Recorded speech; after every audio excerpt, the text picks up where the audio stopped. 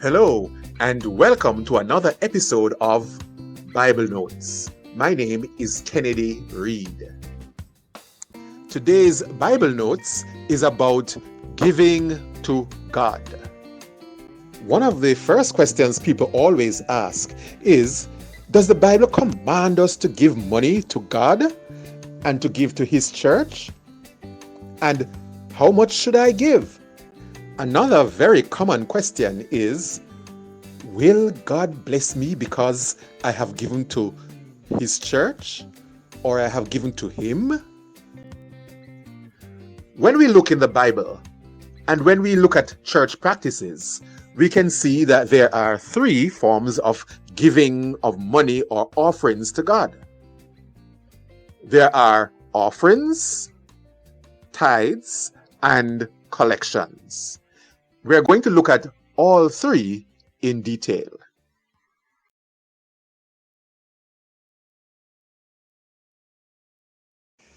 An offering is anything of value that you give to God, that you offer to God, that you say, wonderful God, you are great, and I'm giving you this as something of value to me, giving it to you to show how much I appreciate you. It can, of course, be money, it can be goods, and it even can be your time. We have no idea where people got the idea from that they should give to God. But throughout the Bible, it is declared the benefits of giving to God. In Psalm 37, it says, delight yourself in the Lord, and He shall give thee the desires of thine heart. So people quickly learned that if you are pleasing God, He will give you what you desire, things, wonderful things in return.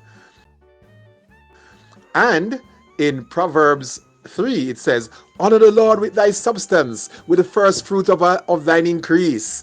And so right through the Bible, we're encouraged to honor the Lord, to give to the Lord, and to see the benefits thereof.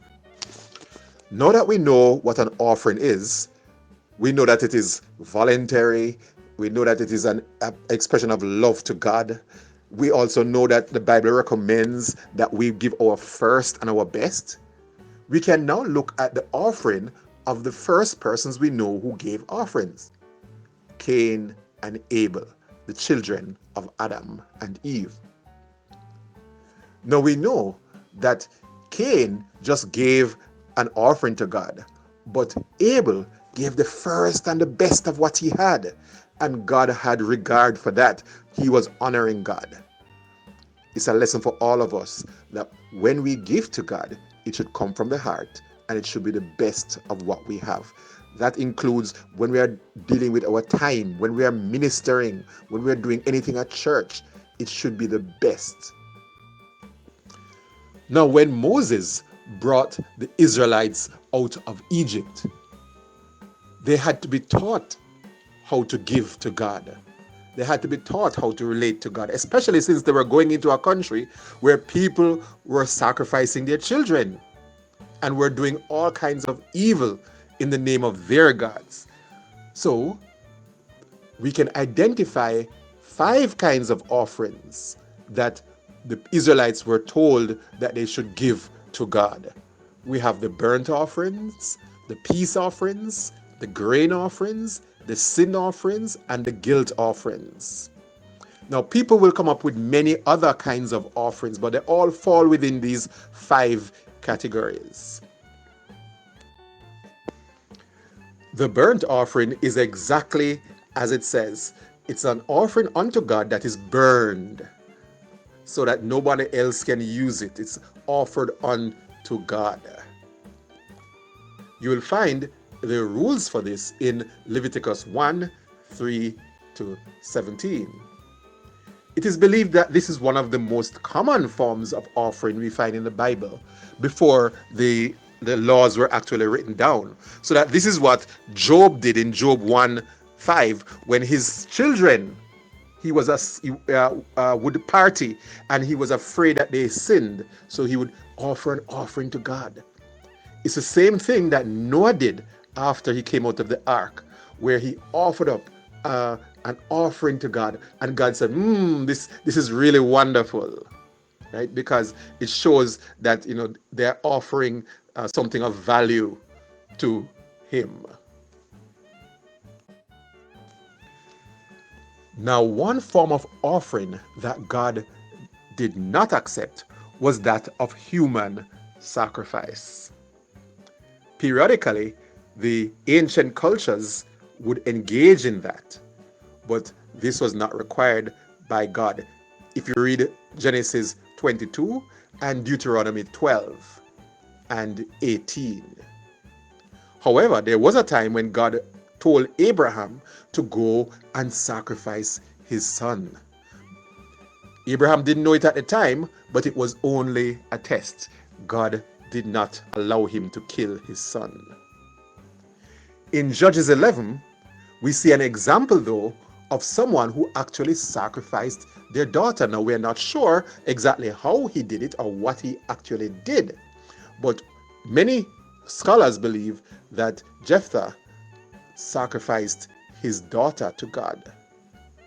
But please note, God did not ask him to do it. God did not say a word to him, and he just did it, on his own. This is a bad example. Do not make a sacrifice to God when God has not required it nor asked you to do it. The next offering we want to highlight is the peace offering.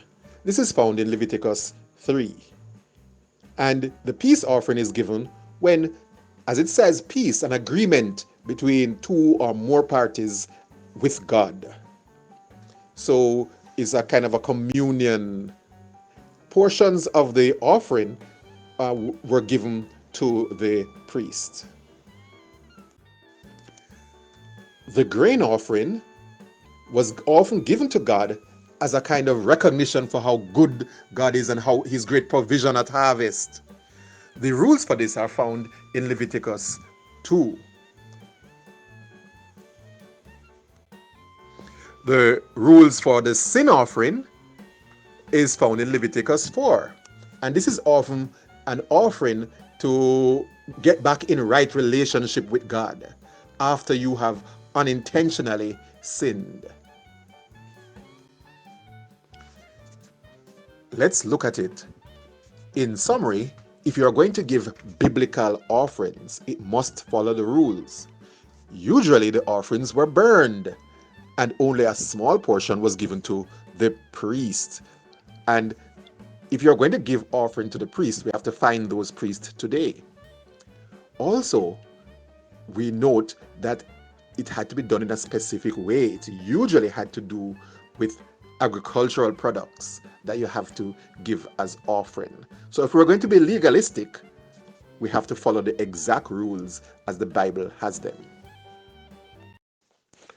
Now that we have looked at all the offerings, the ones that took place before the law was given, and the ones that took place during the period of the law, do we still have to give offerings as Christians? In Jesus' days, people gave offering in terms of money. So we definitely can give money as an offering. Jesus said, "Render unto Caesar the things that are for Caesar, and give unto God the things that are for God." So yes, we should also give to God. In fact, Jesus did not say anything against giving to God in the temple.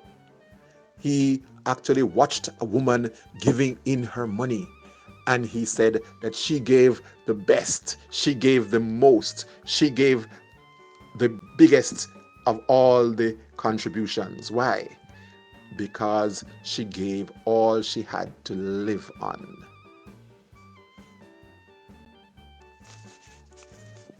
We should note, however, that Jesus himself did not feel that the sons of God, the children of God, were obliged to be giving an offering. However, he still did give.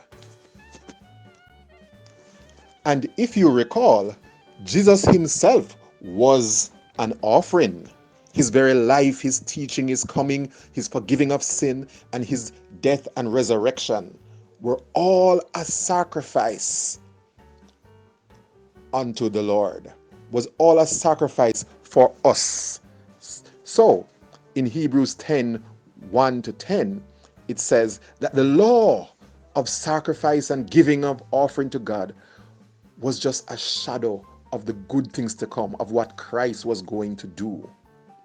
And Christ made us holy through his sacrifice.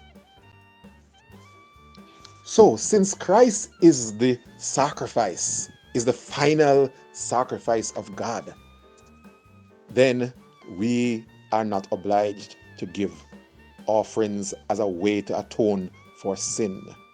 We can give offering as a joy unto the Lord, but not to atone for anything we have done wrong. For by grace are we saved. Yet, there is one big offering, one big sacrifice we need to make. And that is, we ourselves are to present ourselves to God as an offering. We are to present our bodies as a sacrifice unto the Lord, which is holy and very acceptable to him. What does that mean? We should live as an offering to God, as though we belong to God. We should live in a way that God is in control of everything that we do. So, do Christians give offering? Yes, we do. We give ourselves.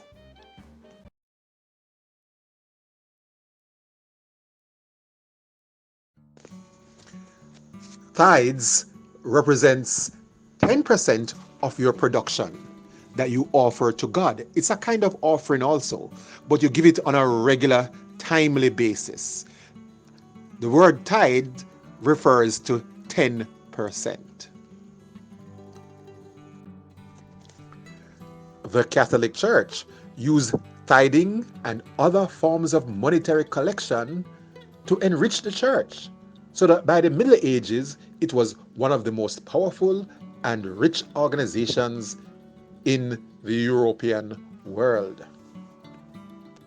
Even when churches broke away from the Catholic Church and became what we call Protestant churches, they too collected tithes. And in fact, at one point, there was something called a tithe war in Ireland. Modern preachers, especially televangelists, promote tithing and all forms of money collections as a way of getting blessings from God, almost like a bargaining agreement. You give God tithes and he gives you back some blessing in return. They often quote Malachi 3, which says, "Will a man rob God? Will a man rob God of his tithes?" And God says, "You are cursed with a curse because you are robbing me. And if you give your tithes, you will get a blessing." So many churches do preach that you need to give your tithe. In fact, they say you need to pay your tithe. So let's look in more detail about what tithing was all about. In the Bible, we see 5 kinds of tithes. There's Abraham's tithe, which is the first one that was mentioned. You have Jacob's tithe. You have the Levitical tithe, or the sacred tithe, the tithe of the feast, and the tithe for the poor. Again, people might come up with different categories, but they fall within these 5 groups. As we said, the first tithe to be mentioned was that given by Abraham.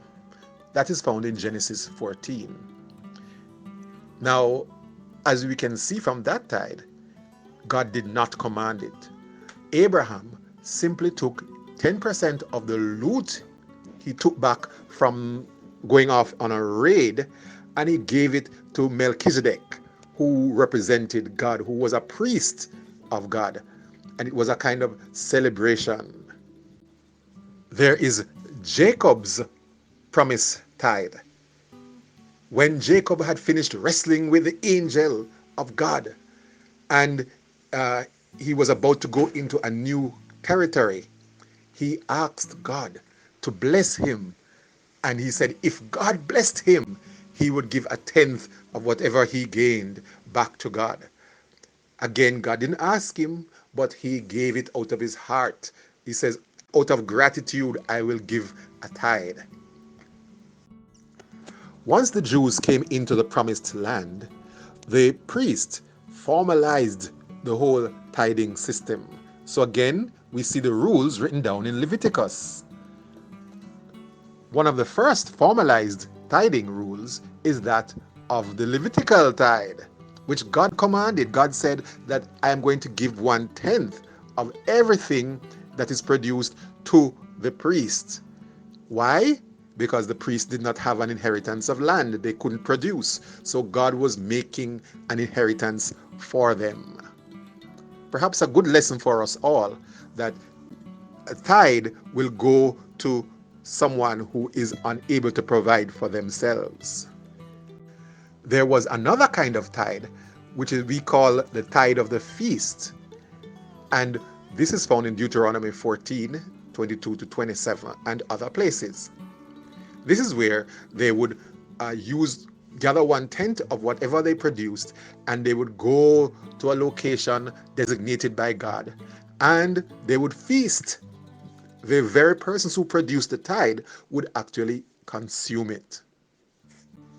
The final kind of tithe that we see in the Bible is the one we call the triennial tithe. That is the one for the poor. Every 3 years, the poor would be given the tithe. They would be the tithe would be shared with them, actually, with them and with strangers. So it was very important to help the strangers using the tithe. Again, the question comes up for us as Christians: should we still tithe? Jesus does mention tithing in the New Testament. He speaks about it when talking to the Pharisees, and he says to them that yes, they tithe and they should not neglect it, but they should remember that justice and love and faithfulness are more important. So Jesus did not say not to tithe, and he actually appears to be endorsing it. But let us take a closer look at biblical tithing. If you are going to tithe, you have to do it properly. The first thing we notice is that two of the tithes that we identified were voluntary. God did not command it. And the other three were part of the covenant and part of the demand that God made in Leviticus and Deuteronomy. So then, the next thing we notice is that they were not monthly, they were annual tithes. They were related to agricultural products and not to money. And some of the tithe was actually consumed by the very persons who produced it. Additionally, if any of the tithe was going to go to anyone, it usually went to strangers, the needy, and to the Leviticus priests. Now, as you can see, many of these conditions we cannot meet because we don't have any Jewish priest, and we certainly, most of us, do not produce once a year. We produce agricultural products and so forth. So then, may we suggest that if you are going to give tithes, that we only have the needy, the strangers, and those who do ministry left. So if you're going to do it, be spirit-led, be conscious of the fact that we can't do it as the Bible formulates it, but we can do it in the spirit in which it is said in the Bible. God expects us to consider the poor on a regular basis. If you are convinced to give tithes to a church, then ensure that it meets at least one of the conditions that is outlined in the Bible. Perhaps the biggest one is the looking after the poor and the needy.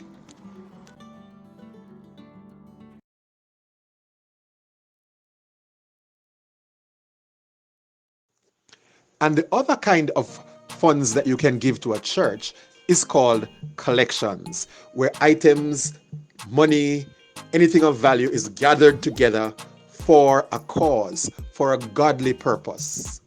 For example, you collect money to give to the poor. In the Old Testament, we see many examples of collections. One of the biggest one was the collection to build the temple. In fact, what we see is that whenever there was any kind of profit or any kind of booty from war, a portion was always put aside for the Levites, the priests. Probably a very good lesson for us that whenever we make a profit, whenever we get an increase in salary, we should think about giving to the servants of the Lord and to the church. It should be noted that Jesus did not go around asking for funds. And who else should ask for money more than the very founder of Christianity? At one point, the disciples wanted to build him a tabernacle because they saw how great he was. And they said, let us build a tabernacle for you. And he said, no. Why? Because it was not in his purpose. And the same thing when he was starting his ministry and the devil wanted to build up Jesus' ministry and say, if you bow down to me, I will make you great. And Jesus again said, no, it was not in purpose. And what's the lesson for that for us? The lesson for us is that whenever a ministry wants funds, it must be in purpose. However, do not get the impression that Jesus did not need assistance for his ministry. In fact, he was assisted by his apostles and he was assisted by women from Galilee, and strangers gave him food many times. Also, if you remember that when he was going to feed thousands, he had to ask, was there any food around? And he got contribution from a little boy so that he could feed the people. The question then is, should we do collections in church? The best way to answer that is to look at what was done by the early church. During Jesus' ministry, Judas was the one who kept the money bag, and he was concerned about collecting money and giving it to the poor. We see that in John 12. However, we do know that he was a thief. And even though he was a thief, Jesus still allowed him to be the treasurer. Jesus again did not focus on money. We also see that there was collection in order to feed the thousands. Jesus collected from the little boy who had 5 loaves and 2 fish, and he multiplied that and gave to the people. And after the people had been fed, there were 12 baskets collected, and those, of course, represented what the disciples could take. So there was collection during Jesus' time, but as you can see, it was not for personal benefit. After Jesus' resurrection and ascension to heaven, the church was left on earth. And what did the church do? We see in Acts 2 that they sold their possessions and their goods and they brought it to the apostles. And why? So that they could meet the needs of the brethren. This is an example that was set for all of us to follow. The spirit of being unified, the spirit of giving and looking after each other. Giving to and looking after each other. Paul felt that the ministers should not be muzzled, but while they are doing the work of God, you should enable them to work. And so as the brethren prosper, so too should their ministers, so that they can minister freely. It is clear then that of all the forms of giving money to church or giving money to God, the one that is definitely still relevant for us is collections. Collections for the ministry, collections for the poor. Let us pull it all together now. Can we give offerings, tithes, and collections in the new era of church under the period of grace? The answer is yes, because we see offerings, tithes, and collections in both the Old Testament and the New Testament. The question before us now is whether we are compelled to do so. Well, the Bible clearly says that no, we are not compelled. God wants us to do it out of a free and loving heart. We see the reason behind it, and we want to support God, and we want to give God our praise and our worship. Especially in this era that we are in. We're in the era of full grace, where we are saved not by what we do, but by the position of our heart towards God. Instead of feeling compelled to give, let us look at the benefits of giving. God will bless those who consider the poor. Consider those who mourn. Be someone who considers the poor. Jesus said to his disciples that if they give up everything for him, for his sake, for his cause, if they have to give up their sisters and fathers and mothers and wife and children and lands and all that you have for him, whatever you give up, he says you will get 100-fold and you will definitely be inheriting eternal life. As you give, please remember that giving does not save you. It can't. We are not saved by work. We are saved by the work of Jesus. But we are saved by how we see Jesus. And so if we are loving, if we are in his commandments, we will feed his sheep. We will look after each other. Remember Matthew 24. We will be judged based on how we treat others. Also bear in mind that God says we should not give sparingly. Don't give drawing back, but give with your whole heart so that you can help a situation.